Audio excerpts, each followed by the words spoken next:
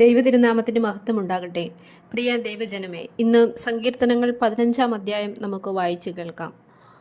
ദൈവമേ, നിൻ്റെ വിശുദ്ധ വേദപ്രമാണങ്ങളിൽ അടങ്ങിയിരിക്കുന്ന അത്ഭുതമേറിയ കാര്യങ്ങളെ കാണുവാനും പഠിക്കുവാനും അടിയങ്ങളുടെ ഹൃദയ കണ്ണുകളെ പ്രകാശിപ്പിക്കണമേ. ആമേൻ. ബാറക്കുമോർ. യഹോവേ, നിൻ്റെ കൂടാരത്തിൽ ആർ പാർക്കും? നിൻ്റെ വിശുദ്ധ പർവ്വതത്തിൽ ആർ വസിക്കും?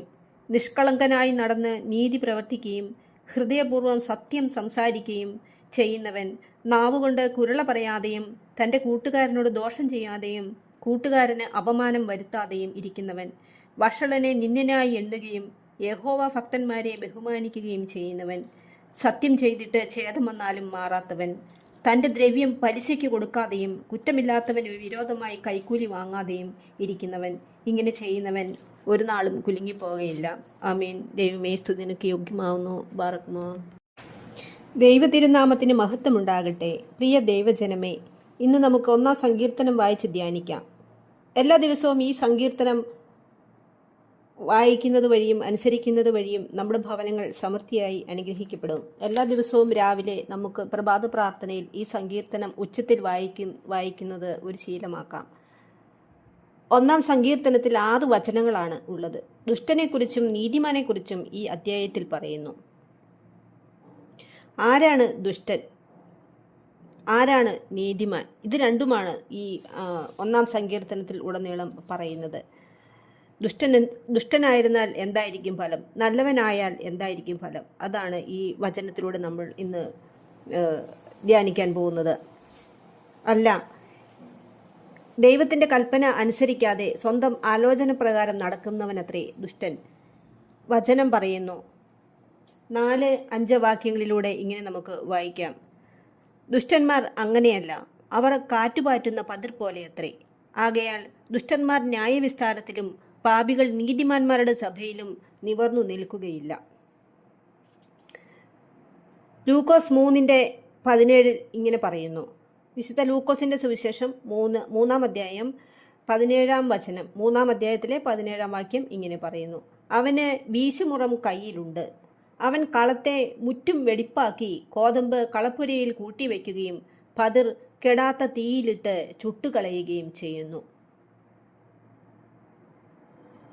കോതമ്പ് കളപ്പുരയിൽ കൂട്ടിവെക്കുകയും പതിർ കെടാത്ത തീയിലിട്ട് ചുട്ടുകളയുകയും ചെയ്യുന്നു എന്ന് വചനം പറയുന്നു. ഉപയോഗിക്കാൻ പറ്റുന്നതാണ് മാറ്റിവെച്ചത്. ഫലമില്ലാത്തതോ അല്ലെങ്കിൽ ഉപയോഗശൂന്യമായതിനെ കെടാത്ത തീയിലിട്ട് നശിപ്പിച്ചു കളഞ്ഞു. ഇതുപോലെ തന്നെയാണ് ദുഷ്ടനും.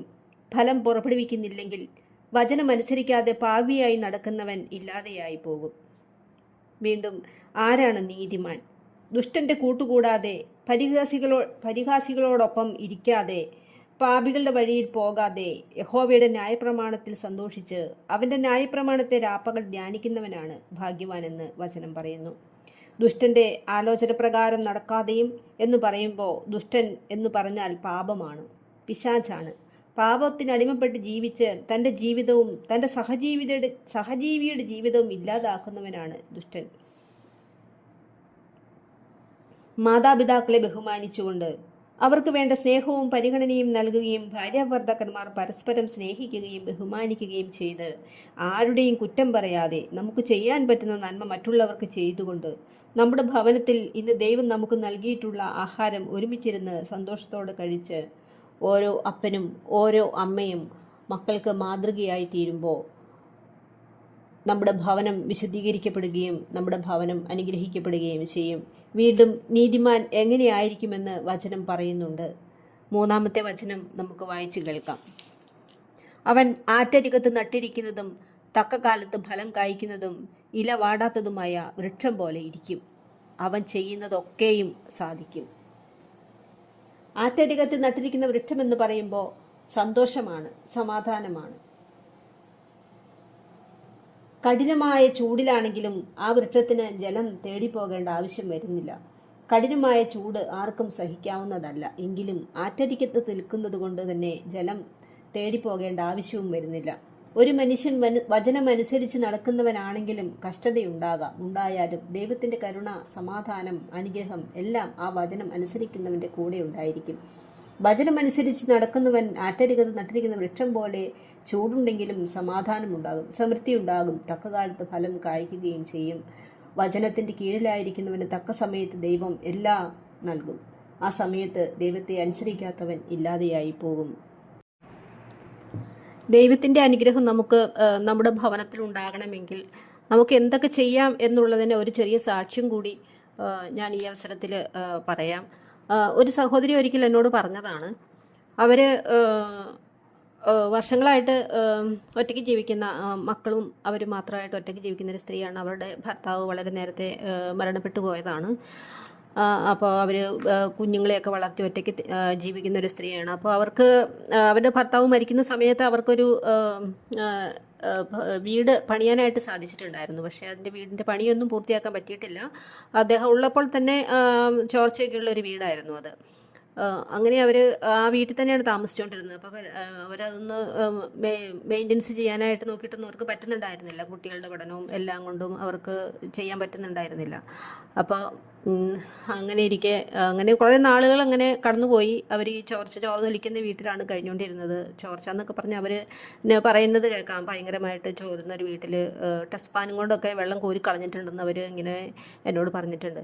അപ്പോൾ വെള്ളം ഇങ്ങനെ ചോർന്ന് വരുന്ന സമയത്ത് വലിയ മഴയൊക്കെ പെയ്യുമ്പോഴത്തേക്കും ഒരുപാട് വെള്ളം പെരയ്ക്കകത്തേക്ക് വീഴും. അപ്പോൾ അവർ ടെസ്റ്റ് പാനം കൊണ്ടൊക്കെ കോരി കളഞ്ഞിട്ട് തുടച്ച് വൃത്തിയാക്കി മഴ മാറുമ്പോഴൊക്കെയാണ് കിടന്ന് ഉറങ്ങിക്കൊണ്ടിരുന്നത്.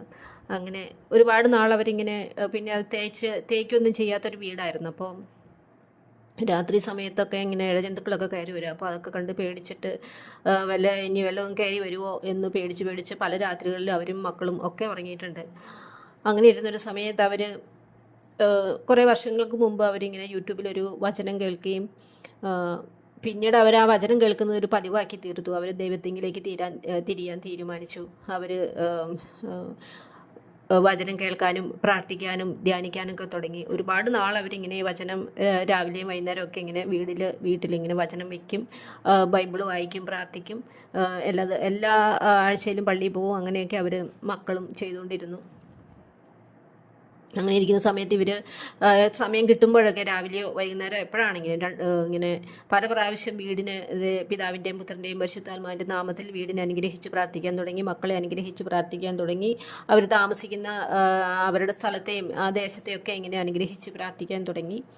അപ്പോൾ പതിയെ അവരുടെ മക്കളൊക്കെ പഠിച്ച് ഒരുപാട് ഡിഗ്രിയും മറ്റേ PG ഒക്കെ പഠിച്ച് അത്രയൊക്കെ പഠിച്ച മക്കളായി. പെട്ടെന്ന് തന്നെ പഠനം കഴിഞ്ഞപ്പോൾ തന്നെ നോക്കിയിരിക്കേണ്ടി ഒന്നും വന്നില്ല. അവർക്ക് ദൈവത്തിൻ്റെ കൃപയാൽ മക്കൾക്ക് ജോലി കിട്ടി. അപ്പോൾ ആ ജോലി എങ്ങനെ കിട്ടിയെന്ന് ചോദിച്ചാൽ പോലും അറിയത്തില്ല. അതുപോലെ പെട്ടെന്ന് തന്നെ ജോലി കിട്ടി. അവർ ജോലിക്കായിട്ട് പോയി. പിന്നെ പെട്ടെന്ന് തന്നെ അവർക്ക് ഭവനം പുതുക്കി പണിയാനായിട്ട് പറ്റി. പുതിയ വീട് പണിതില്ല, എന്നാലും പഴയ വീട് പുതുക്കി പണിത് നന്നായിട്ട് ചോർച്ചയൊന്നും ഇല്ലാതാക്കി തേച്ച് പെയിൻ്റൊക്കെ അടിച്ച് വൃത്തിയാക്കി നല്ല ഐശ്വര്യമുള്ളൊരു ഭവനമാക്കി തീർക്കാനായിട്ട് സാധിച്ചു. അപ്പോൾ ഇതൊക്കെയും അവർക്ക് സാധിച്ചത് അവർ എപ്പോഴും രാവിലെയും വൈകിട്ടും അവരവരുടെ വീട്ടിൽ അനുഗ്രഹിച്ച് പ്രാർത്ഥിക്കുമായിരുന്നു. ഓരോരുത്തരെയും പേര് പറഞ്ഞ് ഇങ്ങനെ മക്കളെ പേര് പറഞ്ഞ് വീടിനെയും എല്ലാ സ്ഥലവും ദേശത്തെയൊക്കെ ഇങ്ങനെ അനുഗ്രഹിച്ച് പ്രാർത്ഥിക്കാൻ തുടങ്ങി. രാവിലെയും വൈകുന്നേരവും അനുഗ്രഹിച്ച് പ്രാർത്ഥിക്കാൻ തുടങ്ങി. അതിൻ്റെ ഫലമായിട്ട് അവർക്ക് മക്കളെ പഠിപ്പിക്കാൻ സാധിച്ചു. മക്കൾക്ക് നല്ല ജോലി കിട്ടി. വീട് പുതുക്കി പണിയാനായിട്ട് സാധിച്ചു. നല്ല ഐശ്വര്യമുള്ളൊരു ഭവനമായി തീരാനായിട്ട് അവർക്ക് സാധിച്ചു.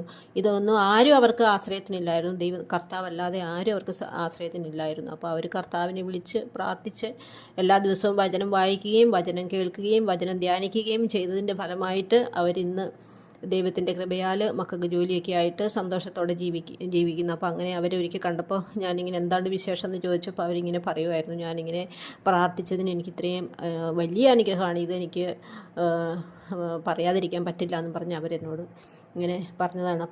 അപ്പോൾ അത് കേട്ടപ്പോൾ ഞാനും ഇങ്ങനെ വിചാരിക്കുമായിരുന്നു, നമ്മുടെ ഭവനത്തിൽ എപ്പോഴും ശാപവാക്കുകളും ചീത്ത വാക്കുകളും ഒക്കെ പറയാതെ, മക്കളോട് പറയാതെയും എല്ലാം അമ്മയപ്പന്മാരെ എല്ലാവരെയും ആക്ഷേപവാക്കുകൾ പറയും, അവരെ ചീത്ത പറയുകയും ബഹുമാനിക്കാതിരിക്കുകയും അവർക്ക് ഭക്ഷണം കൊടുക്കാതിരിക്കുകയും രോഗിയാവുമ്പോൾ നോക്കാതിരിക്കുകയും ഒന്നും ചെയ്യാതെ നമ്മൾ വേണ്ട പോലെ അവരെ കരുതിയാൽ, നല്ല വാക്കുകൾ മാത്രം നമ്മുടെ വീട്ടിൽ പറഞ്ഞാൽ നമുക്ക് പലപ്പോഴും കാണാൻ സാധിക്കും. നമ്മുടെ ദേശത്തുള്ള ഏതെങ്കിലും ഒരു വീട്ടിൽ ചിലപ്പോൾ മദ്യപാനികൾ ഉണ്ടായിരിക്കാം. അവരുടെ വീട്ടിൽ എപ്പോഴും ശാപവാക്കുകളും ചീത്ത വാക്കുകളൊക്കെ പറയുന്ന വീടായിരിക്കും. ആ മദ്യപാനിയുടെ വീട്ടിലേക്ക് നോക്കിയാൽ അറിയാം അവരുടെ വീട് എങ്ങനെയാണ്, സന്തോഷത്തിലാണോ അതോ അനുഗ്രഹത്തിലാണോ, അവരുടെ മക്കളെയും ഭാര്യമാരെയും ഒക്കെ നോക്കിയാൽ അറിയാം. അപ്പോൾ നമ്മൾ ശാപവാക്കുകളൊന്നും നല്ല വാക്കുകൾ മാത്രം പറയുക. ദൈവത്തിൻ്റെ അനുഗ്രഹമുള്ള വചനങ്ങൾ വായിക്കുകയും പ്രാർത്ഥിക്കുകയും ചെയ്താൽ നമ്മളും നമ്മുടെ മക്കളും നമ്മുടെ ഭവനവും നമ്മുടെ വരുമാന മാർഗങ്ങളും നമ്മുടെ കൃഷിയിടവും ദേശവും എല്ലാം അനുഗ്രഹിക്കപ്പെടും. അപ്പോൾ ഈ സാക്ഷ്യം നമുക്കൊരു അനുഭവമായിട്ട്, നമുക്കൊരു മാതൃകയായിട്ട് ഉൾക്കൊള്ളാൻ എല്ലാവർക്കും സാധിക്കട്ടെ. എല്ലാവർക്കും വചനം വായിക്കാനും ധ്യാനിക്കാനും പറ്റട്ടെ എന്ന് പ്രാർത്ഥിക്കുന്നു. എല്ലാവർക്കും നല്ലൊരു ദിവസം ആശംസിക്കുന്നു. ദൈവം എല്ലാവരെയും അനുഗ്രഹിക്കട്ടെ. ആമേൻ.